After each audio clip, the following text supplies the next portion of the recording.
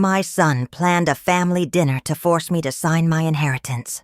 He had no idea what I'd do next. The invitation came via text from my son Michael. Mom, family dinner this Sunday, 6 p.m., my place. Important. Everyone will be there. Important.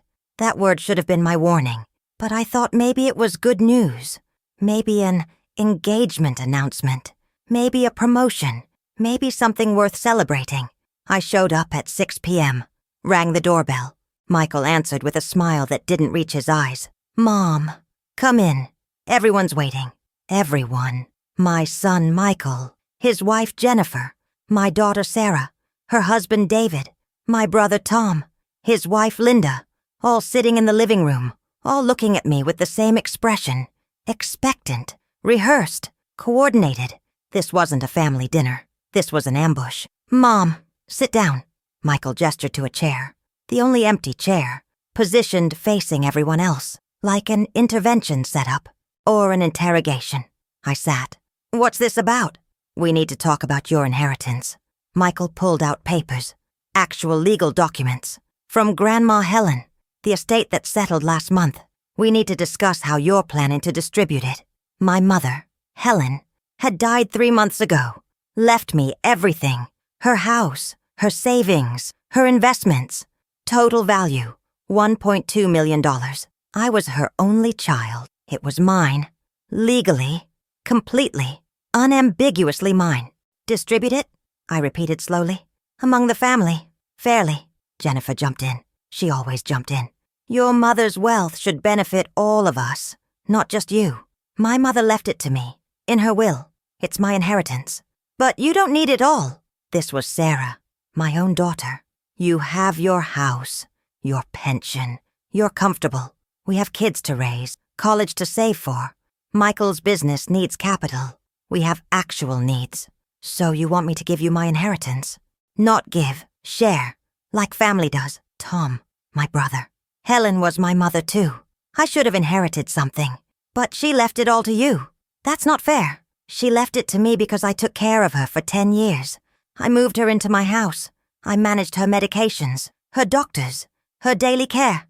I gave up my career to be her full-time caregiver. Where were all of you? Silence. Uncomfortable silence. Because they all knew they'd been absent, busy with their lives while I'd sacrificed mine. That's exactly why you should share now, Michael said smoothly. Too smoothly. Rehearsed. You've done your duty. You've been rewarded with the inheritance. Now it's time to be generous, to help your children, your grandchildren, your family. I don't have to do anything. It's my money. Michael slid papers across the coffee table. We've had an attorney draft a distribution agreement. Fair shares for everyone. Myself and Sarah each get $300,000. Tom gets $200,000. You keep $400,000. Everyone benefits. Everyone's happy. I picked up the papers. Read the first page. It was exactly what he'd said. A legal agreement transferring $800,000 of my $1.2 million inheritance to my children and brother, pre-filled with my name. Just needed my signature. You had an attorney draft this? Before even asking me? We knew you'd need to see it in writing. To understand how fair the distribution is? Fair. I set the papers down. You ambushed me at a fake family dinner, presented me with legal documents demanding I give you $800,000. And you think that's fair? Mom, don't be dramatic. How much did the attorney cost? To draft these documents? That's not relevant. How much, Michael? $5,000. We all chipped in. You spent $5,000 on an attorney to take my money. Money you don't have a legal right to. Money my mother specifically left to me. Did it occur to any of you to just ask? To have a conversation? To approach me like I'm a person instead of an obstacle to your windfall? We're approaching you now, Jennifer said, with a fair solution. All you have to do is sign. I looked at each of them. My son, my daughter, my brother, their spouses, all staring at me expectantly, all waiting for me to sign away 2/3 of my inheritance because they'd decided they deserved it. No, Mom, no, I'm not signing. This meeting is over. This ambush is done. And all of you need to understand something very clearly. My inheritance is mine. My mother left it to me. I earned it through 10 years of caregiving. You get nothing. I stood up, started toward the door. Michael blocked my path. Mom, don't leave angry. Let's talk about this rationally. Rationally? You ambushed me. You tried to pressure me into signing legal documents. You coordinated with my own children and brother to gang up on me. There's nothing rational about this. If you don't sign, you're being selfish, greedy, choosing money over family. If you keep pushing, you're choosing money over having a mother. Your choice. I left, drove home, sat in my living room, and started making phone calls because Michael thought this was over. Thought I'd calm down and eventually sign. Thought family pressure would wear me down. He had no idea what I was about to do. No idea that his ambush hadn't just failed. It had triggered something he'd regret for the rest of his life. My name is Catherine Mitchell. I'm 68 years old. 2 weeks ago, my son organized a fake family dinner to ambush me into signing over $800,000 of my $1.2 million inheritance. He thought I'd give in. Thought I'd sign. Thought family obligation would override my rights to my own money. He was wrong. And by the time I was done, he'd understand exactly what happens when you try to manipulate someone who has nothing left to lose. This is the story of greed, entitlement, and the perfect consequences that come from underestimating your mother. Let me start at the beginning, so you understand exactly how we got here, and exactly what Michael was about to learn. My mother, Helen, lived with me for the last 10 years of her life. She'd been diagnosed with dementia in 2014, started declining rapidly in 2016, couldn't live alone anymore, couldn't manage her medications, couldn't remember to eat, needed full-time supervision. My brother Tom suggested a nursing home. It's too much for you to handle, Catherine. Let professionals deal with it. But I couldn't do that. Helen was my mother. She'd raised me, sacrificed for me, loved me unconditionally. I wasn't shipping her off to die among strangers, so I moved her into my house, converted my home office into her bedroom, installed safety bars in the bathroom, bought a medical alert system, quit my job as a school librarian to be her full-time caregiver. The first year was manageable. Helen was confused but mobile, could dress herself, feed herself, just needed supervision and companionship. Year 2 got harder. She started forgetting my name, calling me by her sister's name, getting angry when I corrected her, wandering at night. I had to install locks she couldn't open, baby monitors so I'd hear if she got up. Year 3 through 5 were brutal. She stopped recognizing me entirely, became incontinent, needed help with everything. Bathing, dressing, eating, toileting. I became a nurse, a servant, a stranger she sometimes screamed at because she didn't know who I was. My husband Richard helped when he could, but he was still working, still supporting us financially since I'd quit my job. He'd come home exhausted, and I'd hand him caregiving duties so I could shower, sleep, breathe. Where was everyone else? Michael visited maybe once a month, 30-minute visits where he'd say hi to Helen. She wouldn't recognize him, and he'd leave uncomfortable. Sarah came every few months. Tom came twice a year. Everyone had excuses. Busy with work, kids, life. Everyone except me. Year 6, Richard died. Heart attack. Sudden, devastating. I lost my partner, my support system, my financial stability, and I still had Helen to care for. Still had a woman who didn't know me, depending on me for everything. I could have put her in a home then. Everyone told me to. Catherine, you can't do this alone. You're grieving. You're exhausted. Let her go to a facility. But I couldn't. She was all I had left, the only family who felt like family, even if she didn't recognize me. So I kept going. Social Security, savings, Helen's pension. Barely making it, but making it. Years 7 through 10 were a blur. Hospice got involved year 9. Helen was declining, losing weight, sleeping more. The end was coming. I sat with her every day, held her hand, talked to her even though she couldn't respond, made sure she wasn't alone, wasn't scared, wasn't abandoned. She died in 2024, in her sleep, in my guest room that had become her permanent room, peaceful. I'd done everything I could, given her dignity, love, care. At her funeral, everyone cried. Everyone talked about what a wonderful woman she was. Everyone thanked me for taking care of her. Nobody mentioned the 10 years I'd sacrificed, the career I'd abandoned, the husband I'd lost while caring for her, the life I'd put on hold. 2 weeks after the funeral, the will was read. Helen had updated it in 2020, while she still had capacity, left everything to me. For my daughter, Catherine, who gave me her life when I was losing mine.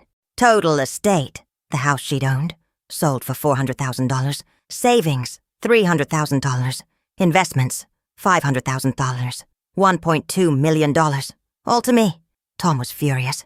She should have split it between us. I'm her child too. You visited twice a year. That doesn't mean I loved her less. This is unfair.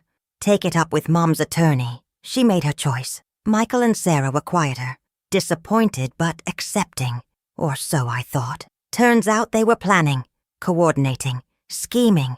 For 6 weeks after the will reading, silence. Nobody called. Nobody visited. I thought maybe they needed time to process, to accept that Helen had made her decision, and it was final. Then came the text. Family dinner, Sunday, 6 p.m. Important. And I walked into an ambush designed to separate me from $800,000. That Sunday night after I left Michael's house, I called my attorney, Gerald. He'd handled Richard's estate, knew my family situation, knew Helen's will. Gerald, I need advice. My son just tried to pressure me into signing away most of my inheritance. Pressure how? I explained the ambush, the pre-drafted documents, the coordinated family attack, the expectation that I'd just sign. Catherine, don't sign anything. Those documents aren't binding unless you agree. And you don't have to agree. Ever. The inheritance is yours. Helen's will is ironclad. They have no legal claim. What if they sue? On what grounds? They weren't left anything in the will. They can't contest it.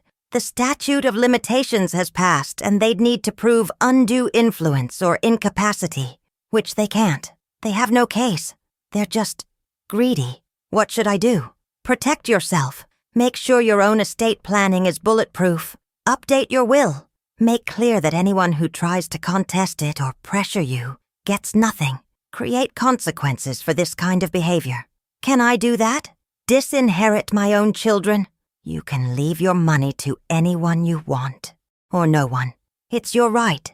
If Michael and Sarah are treating you this way now, imagine how they'll act when you die. Protect yourself, Catherine. I hung up and thought about that.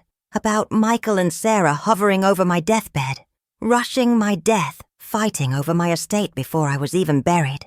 The image made me sick, so I made an appointment with Gerald for the next day, to update my will, to protect myself, to make sure my children learn there are consequences for greed. The next morning, Michael called. Mom, I'm sorry about last night. We came on too strong, but please don't make a rash decision. Think about the distribution agreement. Think about your grandchildren. Think about family. I have thought about it. My answer is no. You're really going to keep all of it? All $1.2 million? It's my money, Michael. My inheritance. My right. What are you going to do with it? You're 68. You'll never spend it all. Why not help your family now when we actually need it? Because your need doesn't create my obligation. Because Helen left it to me. Because I earned it through 10 years of caregiving that none of you participated in. Because you ambushed me instead of talking to me. Pick a reason. This is going to destroy our relationship. You destroyed it yesterday when you tried to manipulate me into signing legal documents. I can't believe you're choosing money over your own children. I'm not choosing money over children. I'm choosing my rights over your greed. There's a difference. I hung up. Went to Gerald's office, spent 3 hours updating my entire estate plan. New will, everything split between charities, animal shelter, hospital, scholarship fund, in Richard's name. Michael and Sarah specifically mentioned as receiving nothing. Tom mentioned as receiving nothing. Explicit language that anyone contesting the will forfeits any potential inheritance and must pay all legal costs. This is harsh, Gerald noted. You're sure? They tried to steal $800,000 from me. This is proportional. When should we tell them about the change? Not yet. Let them keep pushing. Let them show me exactly who they are. Then I'll tell them what they've lost. I left Gerald's office feeling powerful, protected, safe. Michael thought he'd manipulated me. He'd actually triggered his own disinheritance. For the next week, the pressure continued. Sarah called. Mom, Michael told me what happened. I think you're overreacting. The distribution agreement is fair. We all deserve part of Grandma's estate. Why? Because we're family. You visited Grandma 3 times a year, spent maybe an hour each visit. You think that entitles you to $300,000? I had kids to raise. I couldn't drop everything to be her caregiver. I'm not asking you to have been her caregiver. I'm saying that being related doesn't equal deserving inheritance. Grandma made her choice. She left it to me. Accept it. So you're really keeping everything? Yes. Fine. Then don't expect to see your grandchildren. If you're going to be selfish with money, I'll be selective with access to my kids. Are you blackmailing me with my own grandchildren? I'm setting boundaries. You want a relationship with them? Show you value family. Sign the agreement. I'll see you in court for grandparent rights if you try to keep my grandchildren from me. She hung up. I immediately called Gerald. Add documentation of Sarah's threat. She's using my grandchildren as leverage. Noted.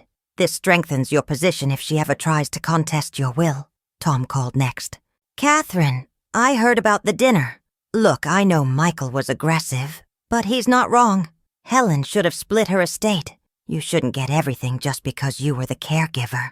Why not? Because that's paid labor. You should have been compensated while she was alive. But the inheritance should be split equally between her children. Helen didn't see it that way. She saw it as rewarding the child who sacrificed for her. Well, she was wrong. And you're wrong for keeping it all. I'm prepared to take legal action. On what grounds? The will is valid. You have no standing to contest. I'll find grounds. This isn't over, Catherine. Actually, Tom, it is. You have no case. Helen's attorney will confirm her capacity when the will was drafted. You'll waste money on lawyers and lose. But go ahead. I'll enjoy watching you fail. He hung up furious. I documented the threat, added it to my file. Let them all keep digging. 2 weeks after the ambush dinner, Michael organized another meeting. Just him and me. Coffee shop. Neutral territory. He wanted to talk, to find common ground. I went, curious what new manipulation he'd try. Mom, I've been thinking. Maybe the full distribution agreement was too much. How about this? You give Sarah and me each $100,000. Just $100 each. To help with the kids. With college funds. You keep $1 million. Everyone gets something. No. $100,000 is nothing to you. You'd still have $1 million. Michael, the amount doesn't matter. You tried to ambush me, manipulate me, pressure me. That's what I'm responding to. Not the dollar amount. The betrayal. I made a mistake, I'm sorry. Can we move past it? Do you actually think you're entitled to my inheritance? Genuinely. Deep down, do you think Helen should have left you money directly? He hesitated. Then, yes, I think she should have split it between her children and grandchildren. I think leaving it all to you was favoritism. She left it to me because I earned it. You weren't there, Michael. For 10 years I was alone, caring for a woman who didn't know me, who couldn't thank me, who sometimes screamed at me. I gave up everything. My career, my social life, my freedom. I was her caregiver. Not out of obligation, out of love. That's why she left it to me. And I appreciate that. But there's no but. You either accept that I earned this inheritance or you don't. If you don't, we have nothing to discuss. I accept you earned it. I just think you should share it. Why? What have you done to deserve $100,000? What have any of you done? We're your children. Your family. Doesn't that count for something? It used to. Before you ambushed me. Before Sarah threatened to keep my grandchildren from me. Before Tom threatened legal action. Before all of you showed me exactly how much you value me versus how much you value my money. Now, it counts for nothing. I left, blocked all their numbers, went home and called Gerald. I want to tell them about the will change. Officially. Legal letter.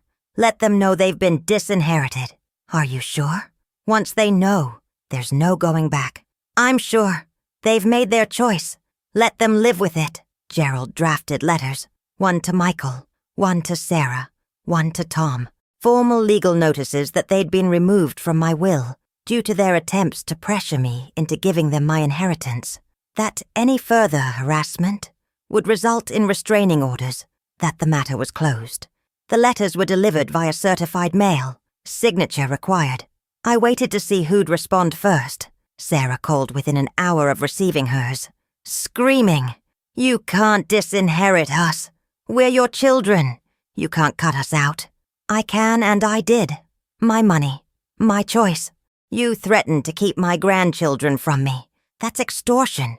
You're cut out. This is insane. Over one disagreement? Over coordinated manipulation. Over greed. Over showing me exactly who you are. I'm protecting myself, Sarah, from you. I'll contest this. I'll sue. On what grounds? I'm alive, competent, making informed decisions. You have no case. But go ahead. Waste your money on lawyers. It'll be fun to watch. Michael's response came via email. Long, detailed. Accusations of mental instability. Suggestions I was having a breakdown. Threats to pursue guardianship. If you're making irrational financial decisions, we need to protect you from yourself. I forwarded the email to Gerald. Add this to the file. He's threatening guardianship. That's actionable. If he pursues it, we can get a restraining order. You're clearly competent. This is harassment. Tom's response was silence. No call. No email. Just nothing, which somehow felt worse than the anger. Like he'd written me off completely. 3 weeks after the disinheritance letters, I received a formal legal notice. Michael and Sarah had filed for emergency guardianship, claiming I was mentally incompetent, making irrational decisions with my estate. Needed protection from myself. I called Gerald. They actually did it. They're trying to take control of my finances. I'll file a response. We'll need a psychiatric evaluation to prove competency. Can you do that? Absolutely. When? This week. I'll arrange it. And Catherine, this is good for us. They're showing their true colors, going on record with false claims. The judge will see through it. The psychiatric evaluation took 3 hours. Cognitive tests, memory tests, emotional assessments. The psychiatrist was thorough. At the end, Mrs. Mitchell, you're completely competent, sharp, rational, making informed decisions about your estate. I'll file a report stating as much. The guardianship hearing was scheduled for 2 weeks later. I showed up with Gerald. Michael and Sarah showed up with their attorney. Tom didn't come. Smart man. Their attorney argued I was making irrational financial decisions, cutting out my children, acting out of spite rather than sound judgment, needed oversight. Gerald presented the psychiatric evaluation, my complete medical records, character witnesses, friends, neighbors, my former employer, all testifying to my competency, my rationality, my right to control my own estate. The judge was not amused. Mr. Patterson, your mother is clearly competent. She's making decisions about her estate that you disagree with. That doesn't constitute incompetence. This petition is denied, and I'm ordering you to pay Mrs. Mitchell's legal costs. This was a frivolous filing designed to harass. Michael went pale. Your Honor, no. You tried to use the legal system to bully your mother into giving you money. That's abuse of process. You'll pay her attorney fees. Dismissed. They owed me $15,000 in legal fees. Had to pay within 30 days or face collection. Sweet justice. After the hearing, Michael approached me. Mom, this has gotten out of hand. Can we just stop? Please? You started it. You organized the ambush dinner. You filed for guardianship. You called me incompetent. This didn't get out of hand. This is exactly where your choices led. I'm sorry. Really sorry, I was wrong. Can we start over? No. You've shown me who you are, what you value, what you're willing to do for money. I'm protecting myself from you. By cutting us out completely? By leaving everything to charity? Yes, You tried to take it by force. You lose it as consequence. That's fair? Fair. You're leaving millions to strangers instead of your own children? I'm leaving it to organizations that won't try to steal it from me while I'm alive. Better strangers than manipulative children. I walked away. Didn't look back. Felt lighter than I'd felt in months. If you've had family try to pressure you into giving them money, had relatives coordinate to manipulate you, had your own children show you they value inheritance over relationship, you know this pain. Share your experience in the comments.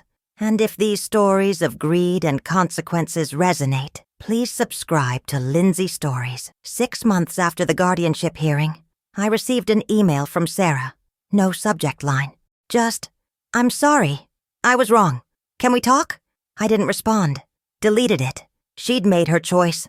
Threatened my grandchildren. Supported the guardianship filing. Sorry didn't undo that. Michael tried a different approach. Sent cards on my birthday, Mother's Day, Christmas.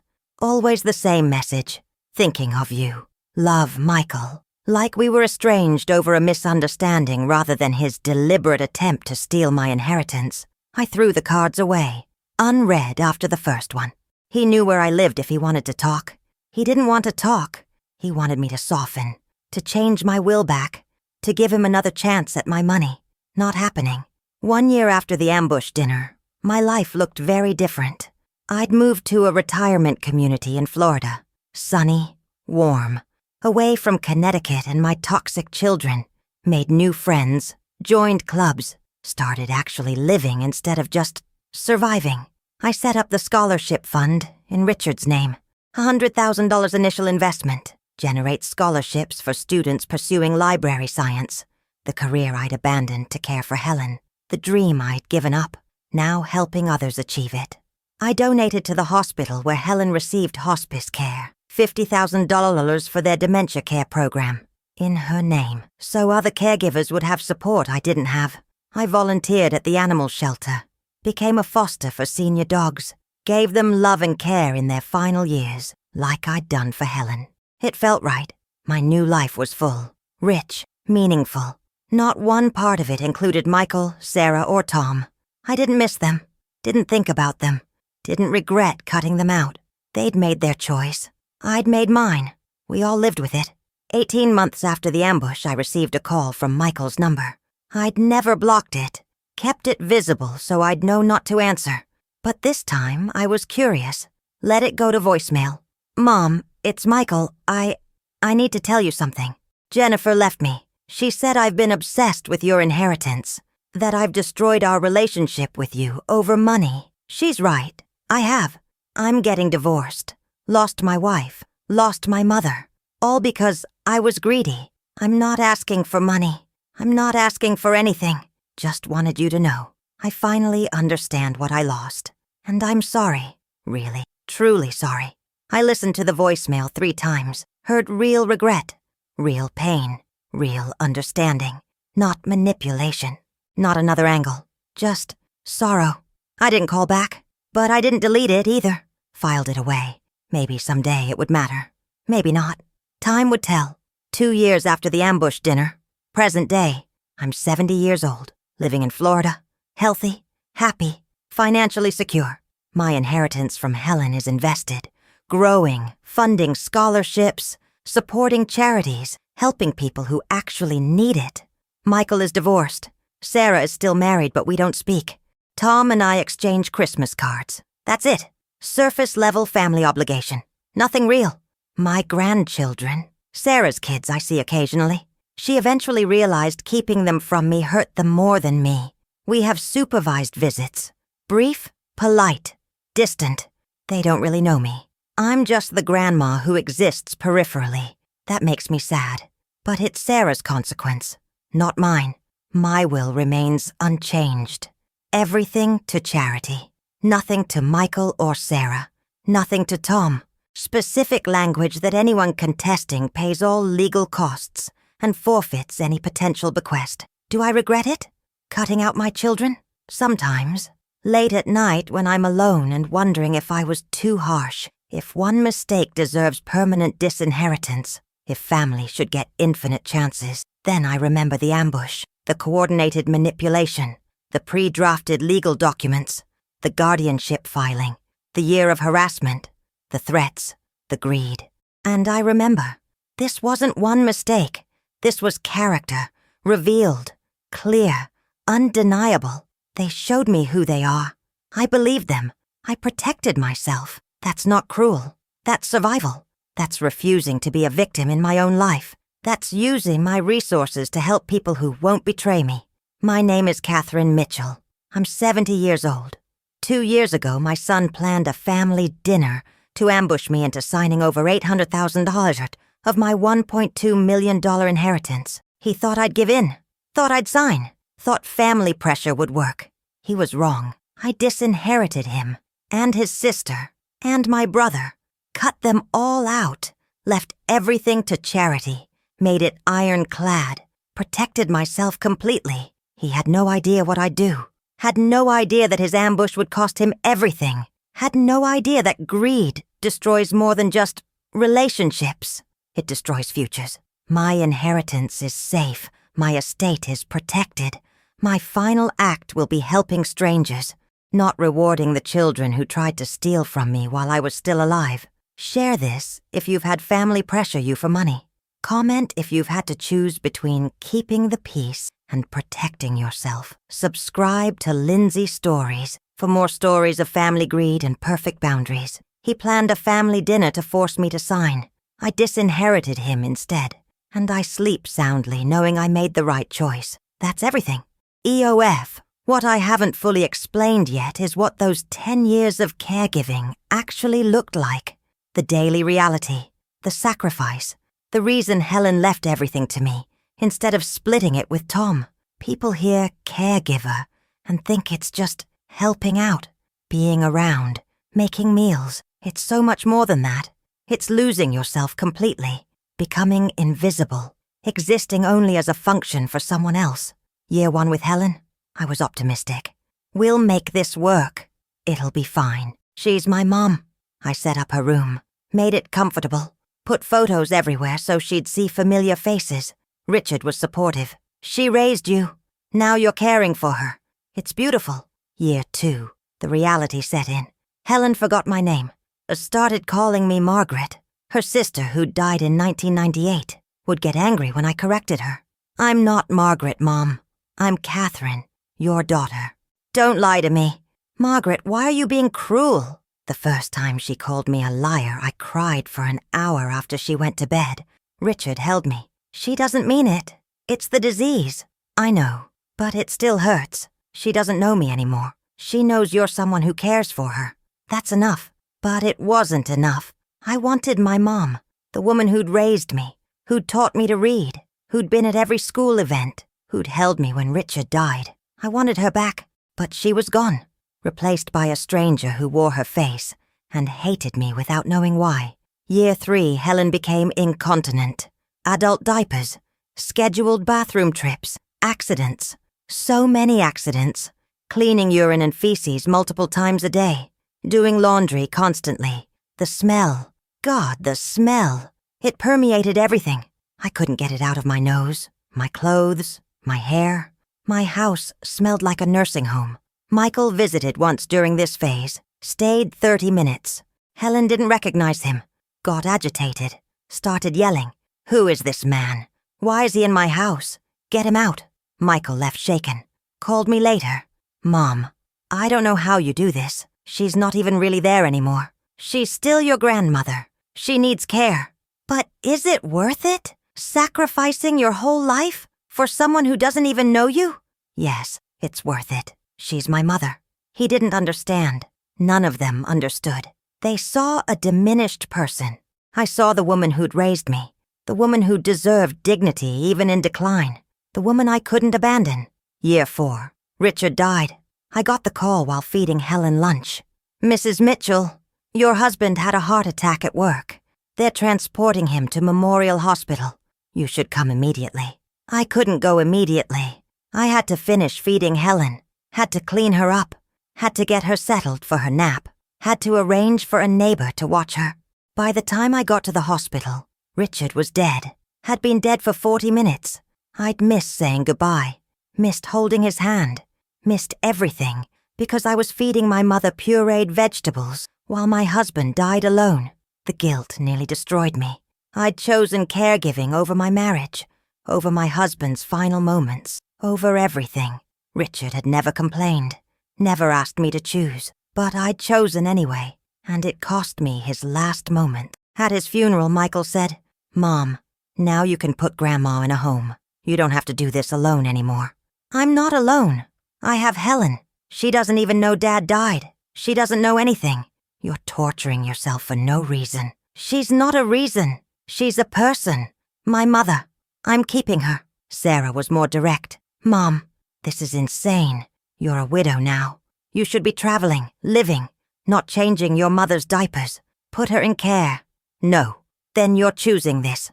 Don't complain about how hard it is if you're choosing it." I stopped complaining. Stopped talking about it at all. Because they didn't get it. Wouldn't get it. Saw Helen as an obligation. Not as my mother who'd sacrificed her dreams to raise me. Who'd worked 2 jobs to send me to college. Who'd loved me unconditionally. I was returning that love, even if she didn't remember receiving it. Years 5 through 7 were a blur. Days blended together. Wake up. Change Helen. Feed Helen. Bathe Helen. Dress Helen. Supervise Helen. Feed Helen again. Change Helen again. Put Helen to bed. Collapse. Repeat. I had no social life. No hobbies. No identity beyond caregiver. Friends stopped calling. I was always busy. Always unavailable. Always exhausted. Eventually they gave up. I became isolated. Just me and Helen. Existing in our bubble. Financial strain was constant. Helen's pension covered some expenses. Social Security covered more. But caregiving supplies, adult diapers, specialized foods, medical equipment, ate through money. Richard's life insurance ran out. I sold my car, bought a cheaper one, sold jewelry, sold anything that wasn't essential. Michael offered to help financially. $500 here and there, always with strings. "Maybe you should reconsider the nursing home, Mom. This is draining you dry." I refused the money. Didn't want the obligation, the guilt, the leverage he'd use later. Managed on my own. Barely, but managed. Year 8, Helen stopped walking. Became bedbound. I had to get a hospital bed, lift equipment, more medical supplies, turn her every 2 hours to prevent bed sores, feed her in bed, everything in bed. She was essentially furniture that needed constant maintenance. That's when hospice got involved. Nurse came twice a week, checked vitals, assessed decline. "Mrs. Mitchell, your mother is failing. Probably has months, maybe a year. Are you prepared?" Prepared? How do you prepare to lose your mother? "I'm managing." You're exhausted. Have you considered respite care? We can arrange a week in a facility. Give you a break. She's not going anywhere. I'm fine. I wasn't fine. I was dying alongside Helen. Losing weight, losing sleep, losing myself. But I couldn't stop, couldn't quit, couldn't abandon her. Year 9, Helen stopped eating regularly. Would clamp her mouth shut, turn her head away. I'd spend hours coaxing 1 spoonful of food into her. She was wasting away. Hospice said this was the beginning of the end. I sat with her constantly, held her hand, talked to her even though she didn't respond, told her about my day, about memories, about Richard, about how much I loved her, about how it was okay to let go. She died in March 2024. I was holding her hand, felt her take her last breath, watched her chest stop rising, felt her hand go cold in mine, and I felt relief, horrible, guilty relief. She was free, and so was I. At the funeral, Tom cornered me. "So what happens with her estate? The house? Savings? We need to settle this quickly." "There's a will. Her attorney will read it. I assume she split everything between us. 50-50. I don't know, Tom. We'll find out at the reading." When the will was read 2 weeks later, and everything was left to me, Tom exploded. "This is bullshit. I'm her son. I deserve half. You visited twice a year. She's my mother. Blood matters more than who changed her diapers. Blood didn't show up for 10 years. Blood didn't sacrifice careers or marriages or lives.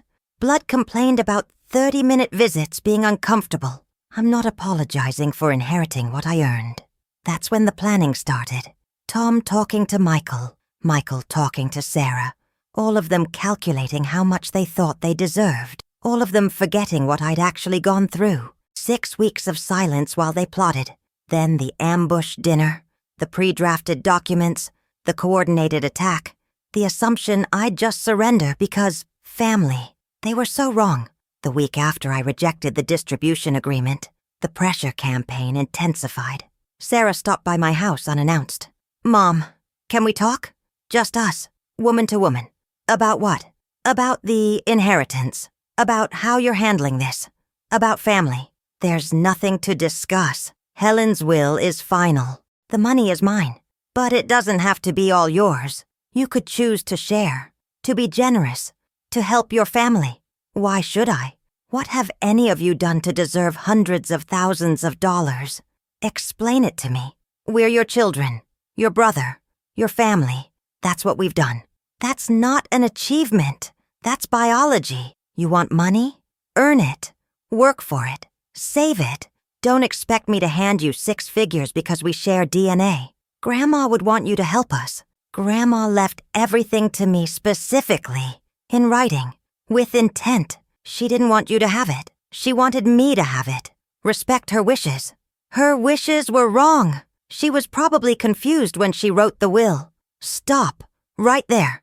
Don't you dare suggest Helen was incompetent. She updated that will in 2020 with full capacity. Her attorney verified it. She knew exactly what she was doing. She was rewarding the daughter who sacrificed everything, not the grandchildren who showed up occasionally, or the son who visited twice a year. You're going to lose us over this.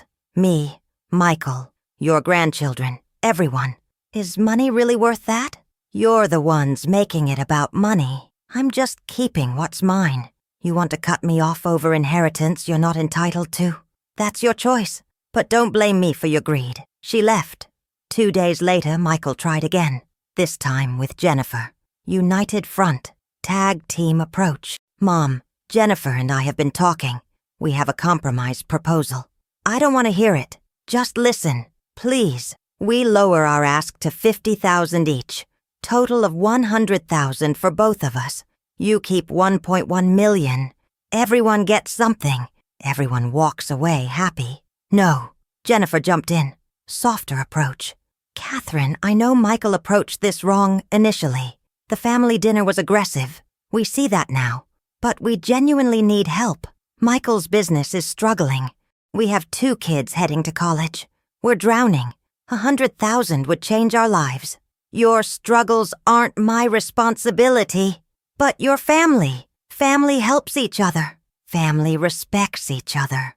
Respects boundaries. Doesn't coordinate ambushes. Doesn't file for guardianship when they don't get their way. You've lost the right to claim family obligation. So this is punishment? You're punishing us for one mistake? One mistake? Let me count. Ambush dinner. Pre-drafted legal documents. Coordinated pressure from all siblings. Sarah threatening grandchildren access. Tom threatening lawsuits. Guardianship filing. Calls to my competency questioned. 6 months of harassment. That's not one mistake. That's a pattern. That's character. And I'm responding to what you've shown me. Michael's face hardened. You're going to regret this. When you're old and alone and need help, don't come crying to us. I'm already old, Michael. And I'd rather be alone than surrounded by people who only value me for my money. Get out. They left. I locked the door behind them and realized I'd made my choice. They'd made theirs. We were done. Really, truly done. The guardianship hearing was my vindication. Watching their attorney fumble. Watching the judge get progressively more annoyed. Watching Michael and Sarah realize their plan had backfired. It was beautiful. When the judge ordered them to pay my legal fees, I saw Sarah blanch. Your Honor, we can't afford. You could afford to hire an attorney to file a frivolous guardianship petition. You can afford to pay the consequences. $15,000, due in 30 days. Dismissed. Outside the courthouse, Michael tried one last time. Mom, please, this is destroying our family. You destroyed it. At that dinner, when you looked at me not as your mother but as an obstacle to money you thought you deserved. When you coordinated with my own children to manipulate me. When you filed legal action claiming I was incompetent. You destroyed. This, not me. So what now? We just never speak again? That's up to you. If you can accept that the inheritance is mine and stop trying to get it, maybe we can rebuild. If you keep pushing, keep demanding, keep harassing, then yes, we never speak again. Your choice. I can't just forget about $1.2 million that should be partially mine. Then we're done. Because it's not partially yours. It never was. It never will be. And if you can't accept that, we have nothing to build on. I walked away, didn't look back, felt the weight of motherhood lift off my shoulders. I didn't owe them anything anymore. Not time, not energy, not inheritance, nothing. I was free. The move to Florida was liberating. New place, new people, new life. Nobody knew about the inheritance drama. Nobody knew about Michael and Sarah. Nobody knew I was estranged from my children. I was just Catherine, retired librarian, widow, dog foster mom. It was enough, more than enough. I made friends, real friends, people who valued me for me, not for my money, not for what I could do for them, just for being Catherine. We played bridge, went to movies, had dinner, talked about books and gardens and grandchildren. Theirs, not mine. I was happy, genuinely happy, for the first time in a decade. The scholarship fund became my legacy project. Richard had always wanted to go back to school, get his master's in education, become a teacher. He'd worked in corporate finance to support us, hated it, but it paid well. He'd dreamed of changing careers, teaching, making a difference. He died before he could. The scholarship in his name helped people pursue the dream he'd never achieved. First recipient was a single mother, 42 years old, going back to school for library science, working full-time, raising 3 kids, determined to change her life, just like Richard had wanted to change his. I attended her graduation, watched her cross that stage, master's degree in library science, new career ahead. She hugged me after. Thank you. The scholarship made this possible. I'd given up on this dream. You gave it back. That moment, that hug, meant more than any amount of money I could have given Michael or Sarah. Because it was impact.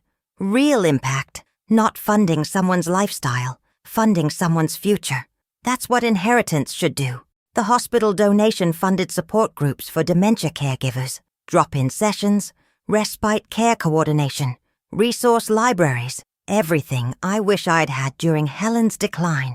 The program director called me after the first session. Catherine, we had 20 caregivers show up. 20 people desperate for help. Your donation made this possible. You're saving lives. Not mine. Not my children's. Strangers' lives. People I'd never meet. But people who needed it. Deserved it. Would use it well. That's where inheritance belonged. 18 months into Florida life, I got the voicemail from Michael. Jennifer leaving him. Divorce. Lost his wife. Lost his mother. All because of greed. I listened 3 times. Heard genuine remorse. But I didn't call back. Because remorse doesn't undo damage. Doesn't rebuild trust. Doesn't change the fact that he valued money over relationship. Maybe someday. Maybe if he kept trying. Kept showing change. Kept being different. Maybe then. But not yet. The wound was too fresh. The betrayal too deep. He'd have to earn his way back if I decided to let him. Sarah's trajectory was different. She never apologized directly, but she started sending pictures of the kids, report cards, sports photos, birthday parties, no captions, no messages, just updates, like she was maintaining connection without admitting fault. I appreciated the photos, loved seeing my grandchildren grow, but it wasn't reconciliation. It was performative connection. Look, I'm including you, but on my terms, without acknowledging what she'd done, without apologizing, without changing. I kept the photos, put them in an album. Maybe someday I'd show them to the kids. This is when you were 8. This is your first soccer trophy. Your grandmother, who you don't really know, saved all these. Maybe they'd understand. Maybe not. Either way, I had the memories, even if I didn't have the relationship. Tom's Christmas cards were fascinating. Always generic. Wishing you joy this season. Tom and Linda. Never personal. Never acknowledging the estrangement. Never apologizing for threatening legal action. Just surface. Pretending we were normal family. With normal distance. I sent cards back. Same energy. Happy holidays. Catherine. Neither of us mentioning the elephant, the inheritance, the threats, the silence. Maybe that's what sibling relationships become when inheritance divides you. Polite strangers who share DNA and holiday cards. Nothing real, nothing deep, just obligation pretending to be connection. 2 years after the ambush dinner, I had a health scare. Chest pain. Rushed to the hospital. Thought I was having a heart attack like Richard. Turned out to be severe anxiety. Panic attack. Body remembering Richard's death. Processing trauma I'd never dealt with. The ER doctor was gentle. Mrs. Mitchell, you're physically fine. But emotionally, you're carrying a lot. Have you considered therapy? To process your losses? What losses? Your husband. Your mother. The years you spent caregiving. The estrangement from your children. That's a lot of grief. Unprocessed grief manifests physically. I started therapy. Twice a month. Talking about Helen, Richard, the caregiving years, the inheritance fight, all of it. My therapist, Dr. Rosen, was patient. Catherine, you did nothing wrong. Protecting your inheritance is rational. Your children's behavior was irrational, greedy, manipulative. You responded appropriately. Then why do I feel guilty? Why do I wake up wondering if I was too harsh? Because you're a mother. Mothers are conditioned to sacrifice, to give, to put children first. You broke that conditioning, set boundaries, chose yourself. That feels wrong, even when it's right. Will I ever stop feeling guilty? Maybe, maybe not. But you'll learn to accept the guilt as the price of protecting yourself. And you'll realize that's okay. Guilt doesn't mean you were wrong. It just means you value relationship. That's not bad. It's human. I continued therapy, worked through the guilt, the grief, the anger, slowly began accepting that I'd made the right choices, even if they hurt, that protecting myself wasn't selfish, that disinheriting greedy children wasn't cruel, that choosing strangers over family for my estate wasn't wrong when family had shown they couldn't be trusted. Dr. Rosen helped me write a letter, not to send, just to process. Everything I wished I could say to Michael and Sarah. Everything I felt. You ambushed me, coordinated to manipulate me, tried to steal what I'd earned through 10 years of sacrifice you refused to participate in, then cried victim when I protected myself. You showed me you value money over relationship, so I chose accordingly. I left my money to people who won't betray me, to causes that matter, to legacies that honor Richard and Helen. You could have had relationship, could have had your mother, could have had family. You chose greed instead. That's on you. I hope someday you understand what you lost, and I hope it was worth it. I burned the letter, watched it turn to ash, felt lighter. The therapy was working. 3 months ago, present day, January 2026, I updated my will again, added more detail, more specificity, made sure no loopholes existed. Estate total, approximately 4 million now with investment growth. Divided as follows: $400,000, scholarship fund in Robert's name, library science, $300,000, hospital dementia caregiver program, Helen's name, $200,000, animal shelter senior dog program, $100,000, women's domestic violence shelter, $100,000, literacy program at local library, $100,000, Alzheimer's research, $100,000, emergency fund for trust administration, and legal defense of will, $100,000. Surprise bequest to my friend Margaret from Florida, the first real friend I've made in a decade, who valued me for me, who never asked for money, who just showed up. That kind of friendship deserves recognition. Michael, $0, specifically stated as disinherited for attempting to coerce inheritance while I was alive. Sarah, $0, specifically stated as disinherited for attempting to coerce inheritance while I was alive? Tom, $0, specifically stated as disinherited for threatening legal action regarding inheritance. Any attempt to contest, and forfeiture of any potential bequest, plead responsible for all legal fees incurred in defense. The will is ironclad, Gerald assured me. Catherine, this is bulletproof. They can contest if they want. They'll lose and pay for the privilege. You're protected. Good. I want them to know. Want it clear. This isn't oversight. It's intention. They're cut out. Deliberately. Permanently. When should we inform them? Not yet. Let me live first. Enjoy my life without their harassment. When I die, they'll find out. Let it be a final message. That greed costs everything. That manipulation has permanent consequences. That I never forgot what they did. Harsh, but fair. Exactly. I left Gerald's office feeling peaceful. My estate was settled. My legacy secure. My boundaries enforced even beyond death. Michael and Sarah and Tom would get nothing. Would attend my funeral and discover they'd been disinherited. Would realize too late what they'd lost. Perfect. Last month I celebrated my 70th birthday. Small party. Friends from Florida. Margaret. My book club. My bridge group. People who actually cared about me. No family. No calls from Michael or Sarah or Tom. Just chosen family. The people who showed up. Who mattered. Margaret gave me a beautiful gift. Leather journal. For your memoir, Catherine. You've lived an incredible life. Survived so much. Overcome so much. Write it down. Leave your truth. I've started writing. This story. The inheritance fight. The 10 years with Helen. Losing Richard. All of it. My truth. My perspective. My life. So when I'm gone, people understand. Understand why I disinherited my children. Why I chose charity over family. Why boundaries mattered more than blood. It's not a story of cruelty. It's a story of survival. Of protecting yourself when family becomes toxic. Of choosing impact over enabling. Of living fully after decades of sacrifice. That's my legacy. Not money for greedy children, but lessons for anyone who needs permission to choose themselves over family obligation. My name is Catherine Mitchell. I'm 70 years old. 2 years ago, my son planned a family dinner to ambush me into signing over $800,000 of my $1.2 million inheritance. He thought I'd give in. Thought family pressure would work. Thought I owed them something I didn't owe them. He was wrong. I disinherited him.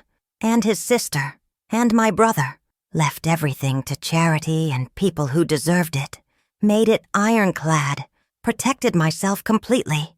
He had no idea what I'd do, had no idea that his greed would cost him everything, had no idea that I'd choose strangers over children who valued money over mother.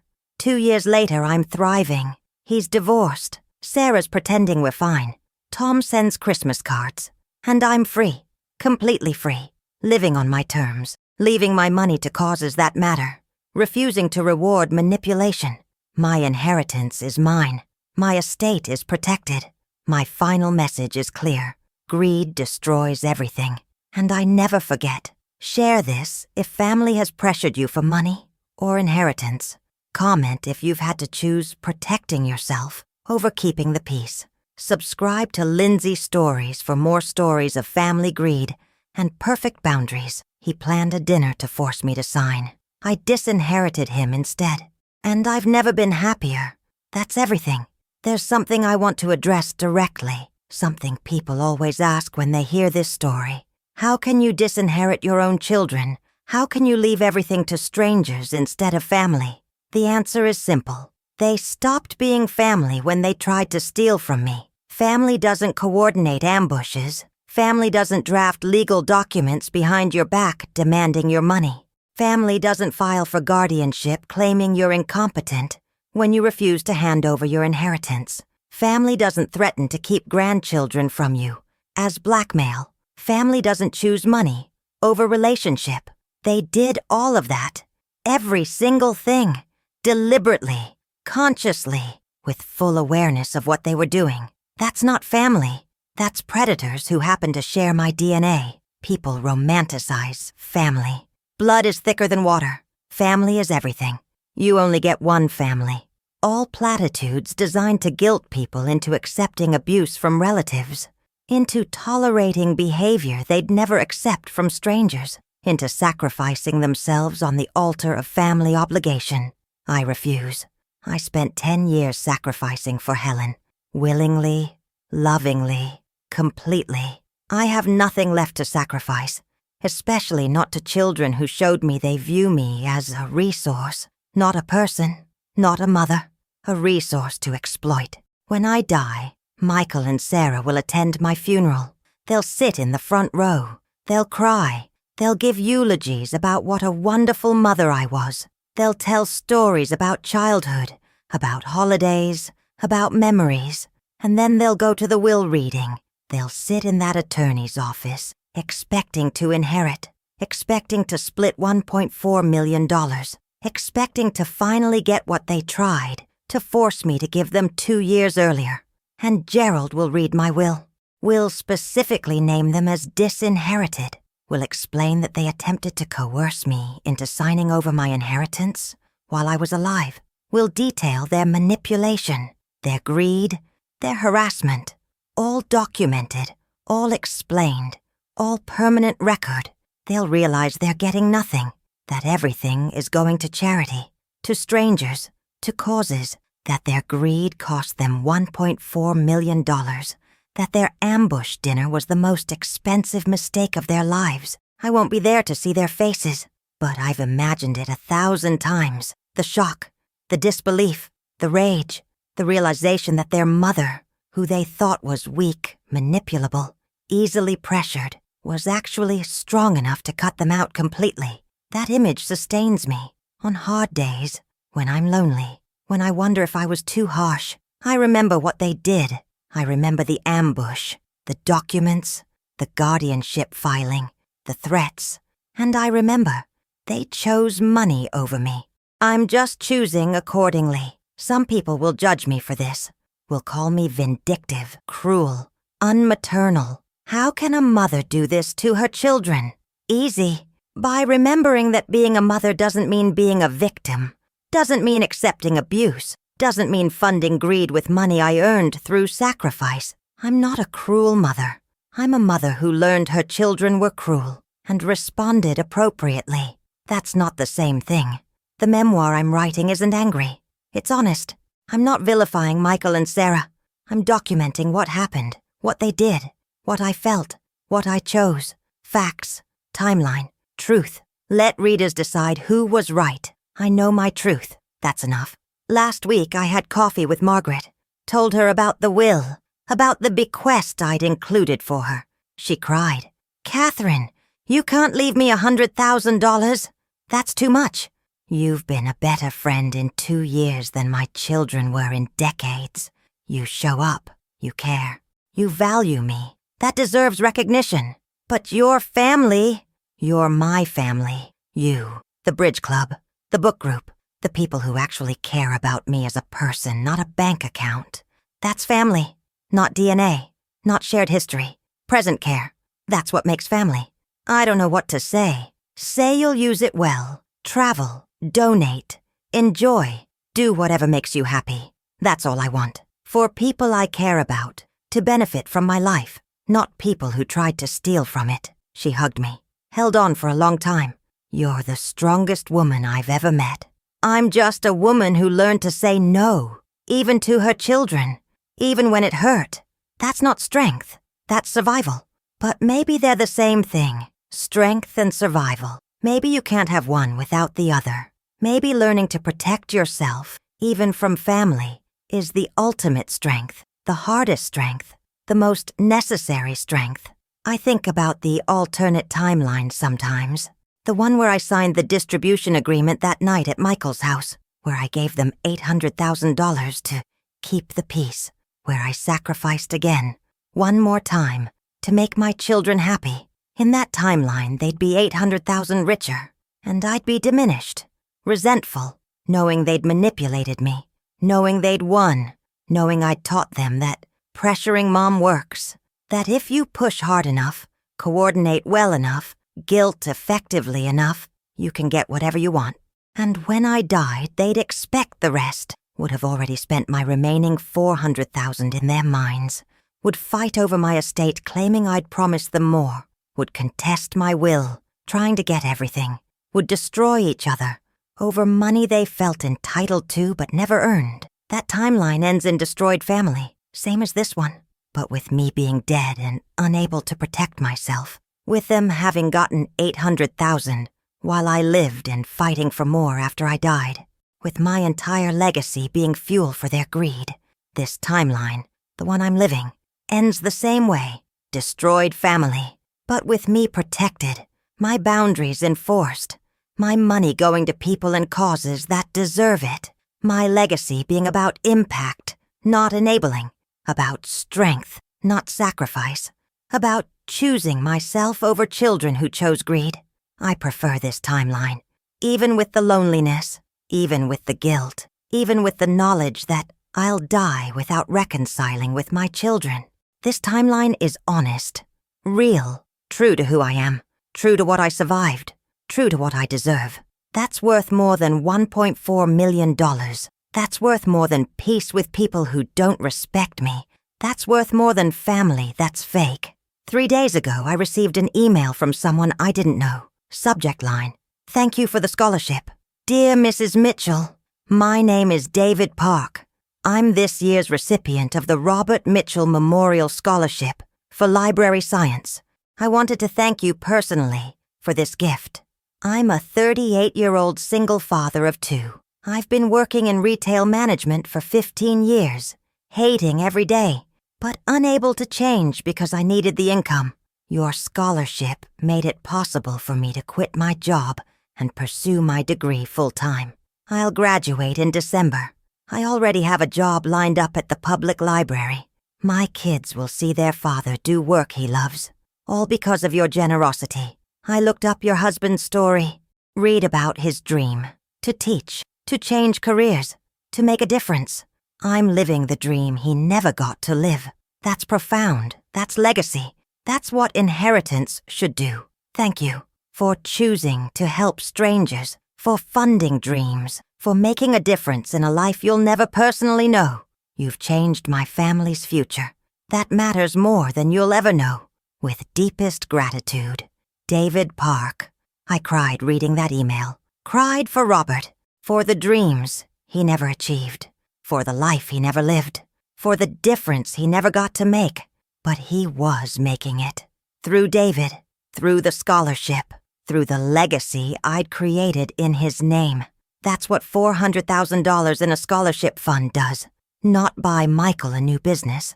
Not fund Sarah's kids' college directly. It creates ongoing impact, helps person after person after person, creates ripples that extend far beyond my life, beyond my death, beyond my family drama, into actual meaningful change. Michael's business would have failed anyway. Statistics say most small businesses do. Sarah's kids will find their own way to pay for college. Loans, scholarships, work. Like everyone else, they don't need grandma's money. They need to learn self-sufficiency, responsibility, earning what you get. My inheritance is teaching those lessons, just not to my family, to people who actually deserve the help, who will use it, who will appreciate it, who will pay it forward. That's the legacy I'm leaving. Not money for greedy children, but impact that echoes, that matters, that changes actual lives. Yesterday, I volunteered at the animal shelter, my regular Wednesday shift. An elderly woman brought in her dog, 15-year-old golden retriever, Duke. She was crying. "I can't care for him anymore. I'm going into assisted living. They don't allow pets. Can you take him?" I took Duke, brought him home, introduced him to my current foster, Lucy, a 13-year-old beagle. They sniffed each other. Duke settled on the couch like he'd always lived here, content, safe, loved in his final years. That night, Duke slept on the bed next to me, warm, peaceful, trusting. And I thought, this is what inheritance should fund. Comfort, safety, love, not greed, not manipulation, not enabling. Duke will live out his days in my home. We'll be loved. We'll be comfortable. We'll cross the Rainbow Bridge knowing he mattered. That's worth more than any amount of money in Michael's business account or Sarah's kids' college fund. That's the choice I've made. Comfort for Duke, scholarships for David, support groups for caregivers, research for Alzheimer's, safety for domestic violence survivors, literacy programs for children, impact that matters, not funding my children's greed. Never again. Tomorrow I'm having lunch with Margaret and some friends. We're celebrating. Helen would have been 94 tomorrow. Instead of mourning, we're celebrating her life, her strength, her resilience, the legacy she left me, the money that's now creating change. I'll tell them about David's email, about Duke, about the scholarship fund and the hospital program and all the ways Helen's estate is being used well, being honored, being meaningful. They'll toast Helen, toast me, toast choices made and boundaries enforced. Toast lives lived authentically, even when it's hard, especially when it's hard. And I'll go home knowing I made the right choice, every time, every boundary, every decision, every consequence. Right, true, mine. My name is Catherine Mitchell. I'm 70 years old. 2 years ago, my son organized a family ambush to force me to sign over $800,000 of my inheritance. I refused. I disinherited him. I protected myself. I lived my truth. 2 years later, I'm happy. He's divorced. Sarah's pretending we're fine. Tom sends cards. And my money is changing actual lives, creating real impact, building lasting legacy. That's what inheritance should do. Not fund greed. Create change. Make a difference. Matter. They tried to take it by force. I took control instead. And I'll never regret choosing impact over enabling. Strangers over family who stopped acting like family. Legacy over greed. Share this if family has tried to pressure you for money or inheritance. Comment if you've had to choose yourself over keeping the peace with toxic relatives. Subscribe to Lindsay Stories for more stories of boundaries, strength, and refusing to be a victim in your own life. He planned a family dinner to force me to sign my inheritance away. I disinherited him and chose impact over greed instead. And I sleep soundly knowing I made the right choice. That's everything. This morning I woke up in my Florida apartment, sun streaming through the windows, Duke snoring softly at the foot of my bed, Lucy curled up on her favorite chair, coffee brewing automatically. Another day, another beautiful, peaceful, chosen day. I thought about Catherine from 2 years ago, the woman who walked into that family dinner, expecting celebration, who sat in that intervention chair facing her children and brother, who was handed legal documents demanding she surrender $800,000, who was told she was selfish for wanting to keep what was legally, morally, completely hers, that Catherine was scared, uncertain, wondering if maybe they were right, if maybe she was being selfish, if maybe family obligation meant surrendering her rights to her own inheritance. If maybe being a good mother meant funding her adult children's lives, even when they'd done nothing to earn it. That Catherine left the dinner saying no, but not knowing what would come next. Not knowing if she'd stand firm. Not knowing if she was strong enough to face the pressure, the guilt, the harassment, the threats. I want to tell that Catherine something. You are strong enough. You will stand firm. And 2 years from now, you'll wake up happy, free. Surrounded by chosen family, creating impact that matters, living authentically, protecting yourself, thriving. The guilt will fade, the fear will pass, the pressure will end. And you'll discover that choosing yourself over toxic family isn't selfish. It's survival. It's strength. It's the most important choice you'll ever make. You'll lose your children, for now, maybe forever. That will hurt. Some days it will hurt so much you'll wonder if you made a mistake. But then you'll remember the ambush, the documents, the guardianship filing, the threats, the greed. And you'll know you didn't lose them. They lost themselves. They chose money over mother. You just responded accordingly. You'll gain so much more than you lose. Peace, freedom, authentic relationships, impact, legacy, purpose. Your life will become yours again. Not defined by what others demand of you, but by what you choose for yourself. That's worth everything. Stand firm. Say no. Protect yourself. Enforce boundaries. Disinherit them if you must. It's not cruel. It's necessary. It's choosing yourself. And that's always the right choice. Love, Catherine. 2 years later. I'll never send that letter. It's just for me. A reminder that I made it. That scared, uncertain woman survived. Thrived. Became the woman I am now. Strong. Boundaried. Free. That's the real inheritance Helen left me. Not money. Strength. The strength to care for her for 10 years when everyone else walked away. The strength to stand alone. The strength to say no when everyone demanded yes. The strength to protect myself, even when it meant losing family. The strength to live authentically, even when it hurt.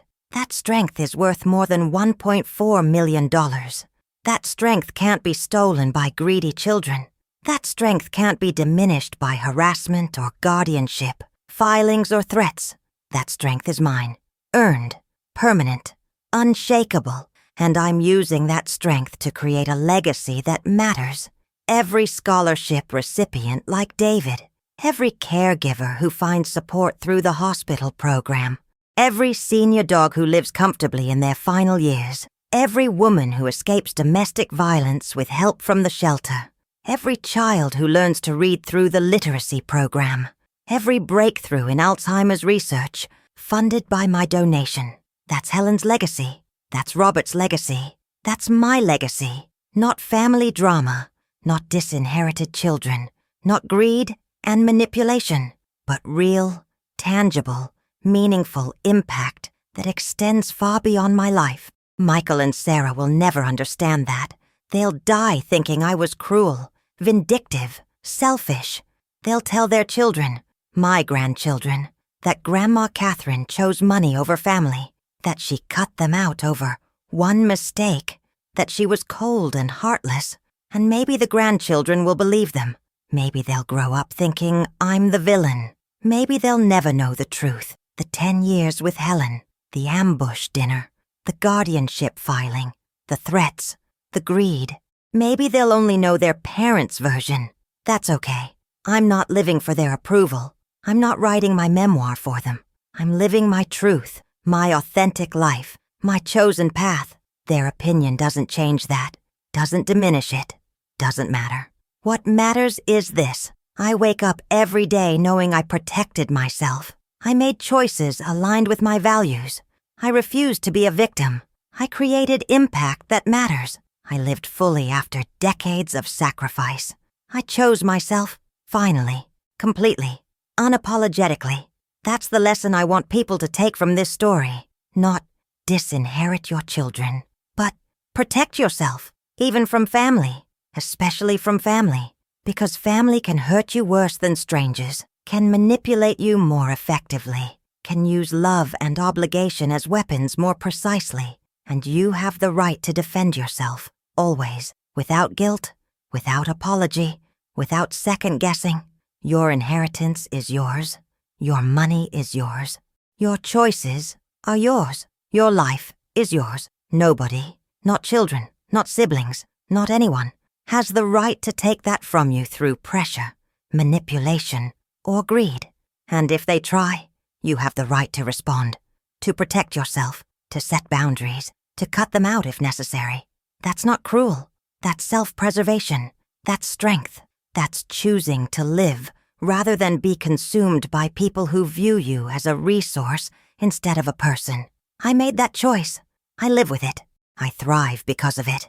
And I'd make it again, every time, without hesitation, without regret, without apology. My name is Catherine Mitchell. I'm 70 years old. My son planned a family dinner to force me to sign away my inheritance.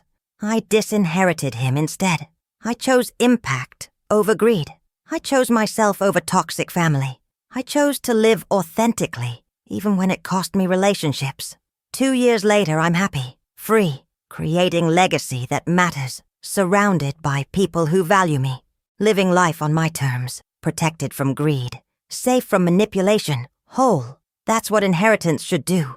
Not fund greed, fund freedom, fund impact, fund life lived fully, fund legacy that matters. They tried to take it. I took control instead, and I'll never look back. Share this if you've protected yourself from family greed. Comment if you've made the hard choice to choose yourself. Subscribe to Lindsay Stories for more stories of strength, boundaries, and refusing to be anyone's victim. He planned a family dinner to force me to sign. I disinherited him and chose freedom instead. Best decision I ever made. That's everything.